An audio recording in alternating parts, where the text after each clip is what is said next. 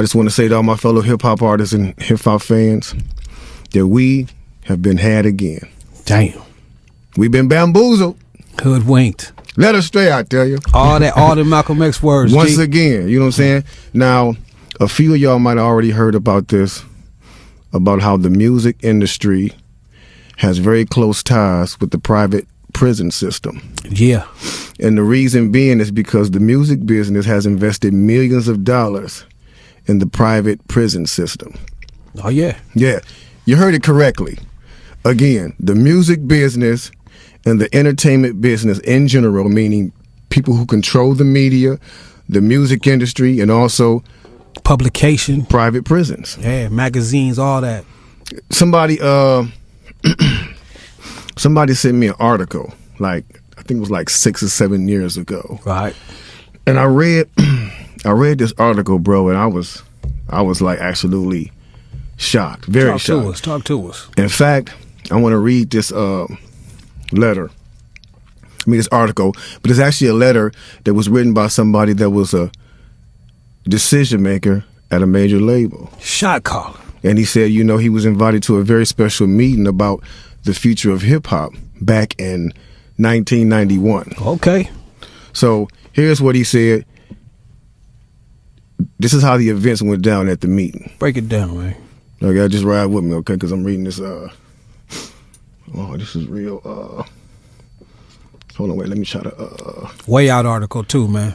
You know what I'm saying? When he told me on telephone about this, wait till y'all hear this, G. You know what I'm saying? It's just it's mesmerizing how these people do. You know what I'm saying? The plans that they got for the down, for how far they will go. You know what I'm saying? To make people, you know, actually slip in society. You know what I'm saying? Okay, so it says, and the title of the letter is The Secret Meeting That Changed Rap Music and Destroyed a Generation. Damn. So it says, hello. After more than 20 years, I finally decided to tell the world what I witnessed in 1991, which I believe was one of the biggest turning points in popular music and ultimately American society.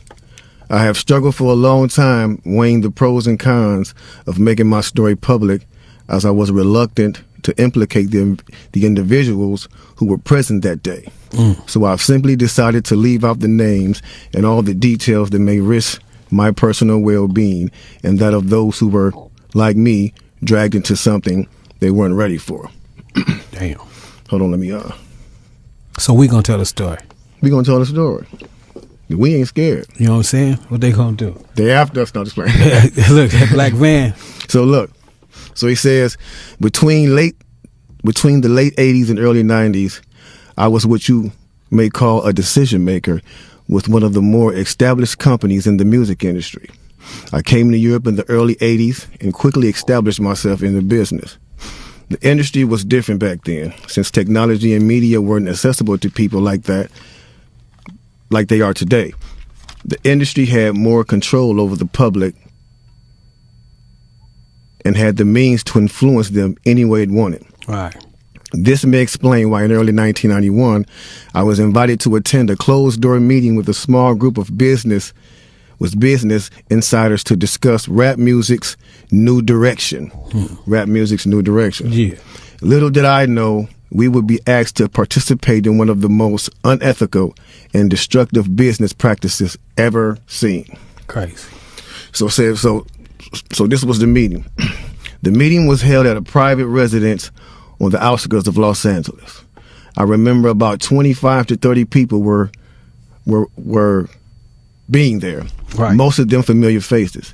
Speaking of those I knew, we joked about the theme of the meeting, as many of us did not care for rap and failed to see the purpose of being invited to a private meeting to discuss the future of hip-hop. Talk to him. Among the attendees was a small group of unfamiliar faces who stayed to themselves and made no attempt to socialize beyond their circle. Based on their behavior and formal appearances, they didn't seem to be from our industry. Our casual chatter was interrupted when we were asked to sign the confidentiality agreement, preventing us from publicly discussing the information presented during the meeting. Needless to say, This intrigued, in some cases, disturbed many of us. The agreement was only a page long, but very clear on matters and consequences, which stated that violating the terms would result in job termination immediately. We asked several people what this meeting was about and the reason for such secrecy, but could not find anyone who had the answers for us. A few people refused to sign and walked out. Nobody stopped them. I was tempted to follow, but curiosity got the best of me. That's right. A man who was part of the Unfamiliar group collected all the agreements from us.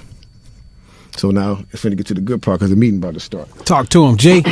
It says, quickly after the meeting began, hold on one second. Get your popcorn, y'all. Popcorn, get your pistols. No, for real though. Quickly after this meeting began, one of the industry colleagues, who shall remain nameless like everybody else, thanked us for attending. He then gave the floor to a man who only introduced himself by first name and gave no other details about his personal background. I think he was the owner of the residence, but that was never confirmed. He briefly praised all of us for the success we had achieved in our industries and congratulated us for being selected as part of this small group of decision makers.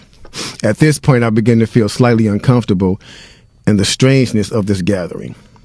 The subject quickly changed as the speaker went on to tell us that the respective companies we represented had invested in a very profitable industry, which could become even more rewarding with our active involvement. Damn. He explained that the companies we worked for had invested millions into the building of privately owned prisons, and that our positions of influence in the music industry would actually impact the profitability of these investments. Then he says, I remember many of us in the group immediately looking at each other in awe and confusion. At the same time, I didn't know what a private prison was, but I wasn't the only one. Sure enough, someone asked what these prisons were and what any of this had to do with music. We were told that these prisons were built by privately owned companies who received funding from the government based on the number of inmates. Mm-hmm. The more inmates, the more the government would pay these prisons. Mm-hmm. It was also made clear to us that since these prisons are privately owned, as they become publicly traded, we'd be able to buy shares. Most of us were taken back by this. Again, a couple of people asked what this had to do with us. At this point, my industry colleague who had first opened the meeting took the floor again and answered our questions. He told us that since our employees had become silent investors in this prison business, it was now in their interest to make sure that these prisons remain filled. Our job would be to help make this happen by making music which promote criminal behavior, rap being the music of choice. He assured us that this would be a great situation for us because rap music was becoming an increasingly profitable market for our companies, and as employees, we'd also be able to buy stocks in these prisons. Immediately, silence came over the room. You could have heard a pin drop. I remember looking around to make sure I wasn't dreaming and saw half of the people with dropped jaws. My daze was interrupted when someone shouted, "Is this a fucking joke?" At this point, things became chaotic. Right. Two of the men who were part of the Unfamiliar group grabbed the man who shouted and attempted to remove him from the house.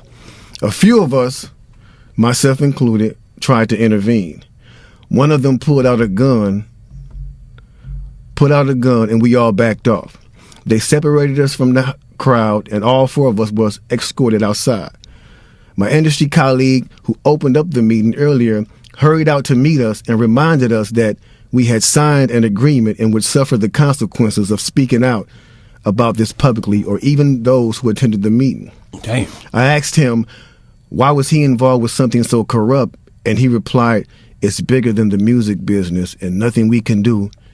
And no, it's bigger than the music business and nothing we want to challenge without risking consequences. We all protested as we walked back into the house. I remember word for word the last thing he said. It's out of my hands now. Just remember you signed an agreement. He then closed the door behind him. The men rushed us to our car and actually waited until we drove off the property. Damn. So this meeting, bro. Now that's a lot for a meeting right there. Oh yeah, definitely. You know, and this person later on, he said, you know, this person actually ended up leaving the music industry after this happened. A few years after this, he ended up leaving the music industry. Okay. And he said he just, like, you know, over the years he just felt guilty, because he said as he sat back and he watched these plans come to a reality Over 2 decades. he sat back and was like, wow, they really pulled it off. Yeah.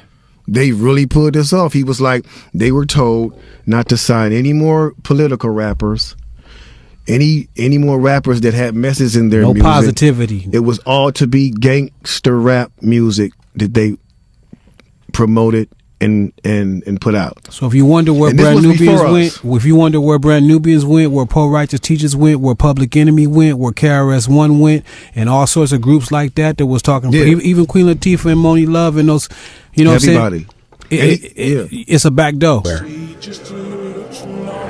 does that leave the local rappers? While mainstream rappers are seen as uneducated high school dropouts, it leaves many of the local hungry artists following the same steps. Thinking rapping will get them rich quickly, so education is not needed. Young Jeezy appeared to sell drugs and rap, so they follow and get trapped. Not realizing Jeezy and BMF has been connected to intelligence from the start. More on the so-called big drug dealers later. With all of this all in perspective, it makes sense that trap music was a product designed to benefit private prison systems. Remember the meme, Jeezy told you to trap or die, but sent his son to college. When in reality those mainstream artists never sold drugs or dropped out. In fact, most if not all of them attended college. It's as if hip-hop hates the educated rapper. Historically, America has always feared intelligent black men. White mainstream Americans profess to hate so-called rap music, so what's the reason for them to back it financially and give it a platform? Maybe it's because it helps dumb down the rest of society. It counters the music that will inspire black people to challenge the status quo. Nepotism will provide an initial boost to your career. It's not your talent and hard work that help you survive in the industry. Every artist that pops up on a worldwide scale, we must understand they may have a family member within the industry.